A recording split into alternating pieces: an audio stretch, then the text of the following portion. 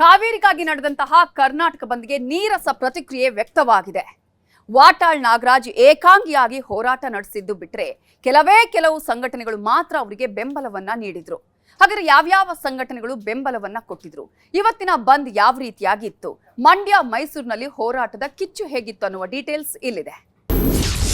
ಬಿಸಿಯಾಗದ ಬಂದ್, ಎಂದಿನಂತೆ ಜನಜೀವನ.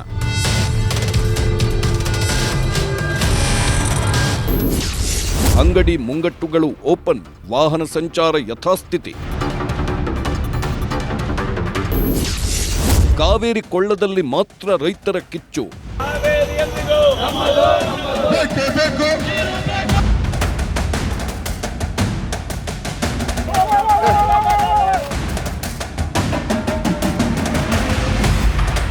ಬಂದ್ ಬೆಂಗಳೂರಲ್ಲಿ ಬಂದಾಗಿದೆ. ನಡಿಬೇಕಿದ್ದ ಬಂದ್ಗೆ ನಿರುತ್ಸಾಹ ವ್ಯಕ್ತವಾಗಿದೆ. ಬೆಂಗಳೂರು ಸಾಮಾನ್ಯ ದಿನಗಳಲ್ಲಿ ಹೇಗಿತ್ತು, ಗುರುವಾರವೂ ಅದೇ ರೀತಿ ಇದೆ. ಬಹುತೇಕ ಸಂಘಟನೆಗಳು ಬಂದ್ಗೆ ಬೆಂಬಲ ಕೊಟ್ಟಿಲ್ಲ. ಇನ್ನೂ ಹಲವು ಸಂಘಟನೆಗಳು ನಾವು ನೈತಿಕ ಬೆಂಬಲ ಕೊಡ್ತೇವೆ ಅಂತ ಜಾರಿಕೊಂಡಿವೆ.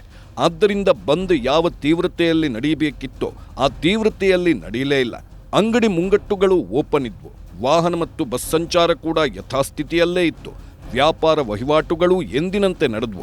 ಶಾಲಾ ಕಾಲೇಜುಗಳು, ಆಸ್ಪತ್ರೆ, ಹೋಟೆಲ್ಗಳು ಎಲ್ಲವೂ ಯಾವುದೇ ಅಡ್ಡಿ ಇಲ್ಲದೆ ನಡೆದವು. ವಾಟಾಳ್ ಒಬ್ಬಂಟಿ ಬಂದ್, ನಿವಾಸದಲ್ಲೇ ಪೊಲೀಸರ ವಶಕ್ಕೆ. ಕಾವೇರಿಗಾಗಿ ನಡೆದ ಬಂದ್ನಲ್ಲಿ ವಾಟಾಳ್ ನಾಗರಾಜ್ ಅಕ್ಷರಶಃ ಒಬ್ಬಂಟಿ.